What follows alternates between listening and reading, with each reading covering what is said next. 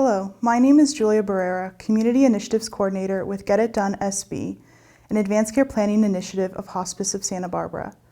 I am so grateful for the opportunity to talk today about the important topic of advanced care planning and how it can be the ultimate gift of love to yourself and to your loved ones. Today in my presentation, I will be discussing what advanced care planning is, the different types of advanced directives with a specific overview of the MyCare Advanced Directive, why advanced care planning is important, and how our work provides advanced care planning assistance to Santa Barbara residents. So what is advanced care planning? Advanced care planning means making decisions now about the medical care you wish to receive in the future if you are seriously ill or injured and cannot speak for yourself. Advanced care planning, or ACP, is a process that is unique for everyone and can include having conversations with loved ones and your medical team, completion of an advanced directive, POLST, or other form, and the submission of an ACP document to a hospital, emergency room, or clinic. Advanced care planning can be done by anyone over the age of 18, not just seniors or those with a chronic or terminal illness. It is a way to plan ahead for the future, so if you ever experience a medical emergency and are unresponsive, your wishes have already been communicated to your medical team and to your loved ones. One of the key elements of advanced care planning is the advanced directive. An advanced directive is a legal document for people 18 years or older that indicates the types of medical care that you would like to receive if you cannot speak for yourself. It is a legally binding document that remains in effect until your wishes change or you complete a new document. There are a variety of different types of advanced directives, including the MyCare Advanced Directive, 5 Wishes, POLST, attorney-related documents, and more. The MyCare and 5 Wishes advanced directives provide guidelines for care and assign a healthcare agent to make decisions for you. The POLST form is ordered and signed by a physician, while attorney-related documents such as a living trust and durable power of attorney for healthcare are usually completed with the help of a lawyer, but have differences in terms of when they come into effect and appointing someone with the authority to make medical decisions for you. Any of these advanced care planning documents are acceptable, but they must be submitted to Cottage Hospital in order for them to go into effect. Today, I will be going into more detail specifically on the MyCare Advanced Directive. The MyCare Advanced Directive is the most common advanced directive form you will see in Santa Barbara, and the one we work with most at Get It Done SB. The MyCare was developed by multiple healthcare partners in the county, including Cottage Hospital, and was created for uniformity for medical partners to find the information they need quickly and efficiently. It is a legal document that is valid in 42 states, not just California, and acts as a guideline for your healthcare. The MyCare Advanced Directive is intended to be completed by individuals with the mental capacity to make decisions, but does not require a doctor or attorney to be completed. The MyCare document can be legalized after either using a notary public or having 2 witnesses sign the document. The MyCare document is composed of 4 required sections, which include choosing a healthcare agent and making decisions about CPR, life-sustaining treatments, and organ donation. For each section, you are not only able to make specific decisions about your care, but also write any special instructions that are not included in the document. Your healthcare agent is someone who you choose to make decisions for you in the event that you cannot speak for yourself. Your healthcare agent does not have to be a family member, but they must be an adult who knows you well, has accepted the responsibility, can be trusted to carry out your wishes, and can be contacted easily. Ideally, it should also be someone who can handle stressful situations and remain level-headed when talking to your medical team and to your loved ones. Because their role is so important, we cannot stress enough how essential it is to talk to your potential healthcare agent first before writing their name down on your advanced directive, so you can determine their capacity to advocate for you. I remember one time we had a husband and wife who put down each other as their respective healthcare agents and did not know until it was time to legalize the document. Unfortunately, one of them did not agree with the other's decisions, and so it created some conflict. That is why it is imperative you have conversations with your trusted person beforehand and confirm that they are the best choice as your healthcare agent. You can empower your healthcare agent with several responsibilities related to your care, including speaking with your healthcare providers, choosing your healthcare providers and locations where you will receive care, deciding medical treatments you may receive, planning for your care in California or another state, reviewing and releasing your medical records, planning for your care in a rehabilitation or residential care facility, following your decisions on organ donation, making plans for after you die, including autopsy, and having your body cremated. It is worth noting that you can also pick and choose specific responsibilities that your healthcare agent cannot have, as well as any special instructions that were not listed. The MyCare document also helps you make decisions about medical treatments such as CPR, which occurs when a person has stopped breathing and their heart has stopped beating. In other words, they have died. It can include chest compressions, a breathing tube, medications, and electrical shocks. It is important to know that the medical risks of CPR when choosing treatment in this section. We have all seen CPR done in the movies. It always works, and the person being saved walks away afterward. However, reality can be a very different story. CPR can cause broken ribs, punctured lungs, and even brain damage. So it is important to talk with your physician about the risks and make a decision that best fits with your quality of life, or what makes your life worth living.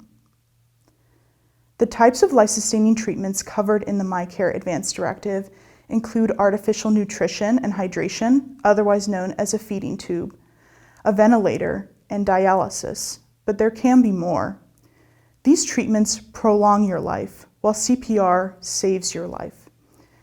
Similar to the CPR section, making decisions about life-sustaining treatments, or LST, depends on your ideal quality of life and how long you would want to receive those treatments. The last section of the MyCare Advance Directive involves organ donation. Individuals have the option to donate organs, such as the heart, lungs, or kidneys, and/or tissues, such as corneas, bones, and valves. Organ donation is often a topic that many people don't think much about, but have strong opinions on. So we encourage everyone to take the time with this section and think about whether organ donation is for you. That being said, anyone can be a donor, regardless of age, ethnic origin, immigration status, or medical history. Please note that while costs related to organ donation are not the family's responsibility, funeral and cremation costs are the family's responsibility. It is also important to mention that the whole body donation is an option with the MyCare Advance Directive. However, donating the whole body to research must be organized while you are still alive. And to bookend these three medical sections, your decision may change based on the stage of your life, your medical conditions, and other considerations. So it is key to make decisions based on what matters to you right now and what you envision as your desired quality of life. The MyCare Advance Directive also includes optional sections, which are not submitted to your medical record, but allow you to write down your wishes, values, and preferences for spiritual and emotional care. This includes any faith-based traditions, instructions for memorial services, and notes on your ideal quality of life. Although this information is not submitted to Cottage, we always encourage anyone filling out the document to take time to fill out these sections specifically with their loved ones in mind, so that they have an understanding of all of your wishes, both medical and non-medical, that you would want fulfilled. Oftentimes, it might even be less scary for individuals to start with these sections and then work their way back to the medical parts of the document. And in fact, many of our experienced facilitators recommend it. So why do advanced care planning? When we learn about a critical medical situation, we're often thinking, what's wrong with me? What treatment am I receiving? And what are medical professionals recommending? However, we may have little time or capacity to think in the moment about what we want and what our wishes are. Advanced care planning helps you think about and prioritize what you want. What types of medical care would you like, and for how long? Is there a time frame you want to keep in mind? What is an ideal quality of life for you? It is important for you to decide what you are flexible on and what you are not. By answering these questions ahead of time, if a time comes where you cannot advocate for yourself, You have already thought through and made important and personalized decisions about your care. It can be tempting to want to avoid talking about advanced care planning because it would cause conflict with a loved one. What if someone you value and trust doesn't agree with your decisions? We have seen many clients who are hesitant to talk about ACP with their family because the conversation may not always go smoothly. However, making decisions ahead of time gives you and your loved ones peace of mind. Choosing medical treatments for someone when you don't know what they want can result in guilt, grief, family conflict, and other upsetting situations for friends, family, and everyone involved. Advanced care planning removes that burden of decision-making for your loved ones and makes sure your wishes are followed no matter what. Filling out an advance directive may seem so final, like you are making a decision that cannot be reversed, but that is the farthest from the truth. One of the greatest things about the MyCare Advance Directive is that it is a living document designed to evolve with you. As you age or receive a new diagnosis, your perspective on healthcare may change, and so might your wishes, and that is totally okay. In my time helping individuals fill out their MyCare documents, we have had many people revise their document 2 or even 3 times, and it has been a smooth and satisfying process that helped them feel empowered in their healthcare decisions. When you start advanced care planning, it is also an important time to think about financial considerations as well. Receiving extensive medical treatment for a long time can often result in staggering medical bills, even for those with insurance. What is your financial situation now? Do you have Medicare, Medi-Cal, or private pay? Do you have long-term care insurance? Could your family assist with finances? And most importantly, how long will all of these resources last? Making decisions about your healthcare now can help you avoid putting yourself and your loved ones in a difficult financial situation. If you have concerns about mental capacity in the future, filling out an advance directive ahead of time ensures that your decisions are already in place before a diagnosis of dementia or other related disease that can impact your mental capacity. Early intervention is important, but for those already diagnosed with dementia, please contact your primary care provider, as individuals should have sufficient mental capacity when completing this document. There are also some other considerations to have in mind when you start advanced care planning. When filling out any type of advance directive, it is helpful to make copies for anyone important in your life so they know and understand your decisions. This can include your healthcare agent, primary physician, the nearest clinic or hospital, family, friends, and more. As with any legal document, make sure to keep the original in case you want to revise your decisions in the future. The advance directive is meant to be a living document that evolves as you age, so it is actually fairly easy to update as your perspective on your healthcare changes. We recommend updating your advance directive when you form a long-term relationship, when you have a child, when you have a high-risk job, when you retire, when you sign up for Medicare, when you have a life-threatening illness, or when you are close to end of life. When you want to update your decisions, simply complete a brand new document and resubmit to Cottage or the nearest hospital with an emergency department. The document with the most recent completion date will take precedence in your medical record, and the old version will be void. However, if you have multiple types of advance directives, such as a POLST form, it is important to make sure the decisions match across all of your documents. The MyCare Advance Directive and forms like the POLST are meant to complement each other and should reflect your wishes and values similarly. Lastly, advanced care planning is an important process that should never be rushed. Conversation is incredibly valuable, and often more valuable than actually filling out the document itself. Talking to loved ones about your future healthcare can be an emotional experience, so be patient and be committed. It may take many conversations to normalize the idea of advanced care planning for you and your loved ones. Engaging in discussion and reflection on what ACP looks like for you will give you peace of mind that your loved ones understand and accept your wishes, even if they look different from what they would choose for themselves. To echo the title of this presentation, Advanced Care Planning is truly the ultimate gift of love to yourself and to your loved ones.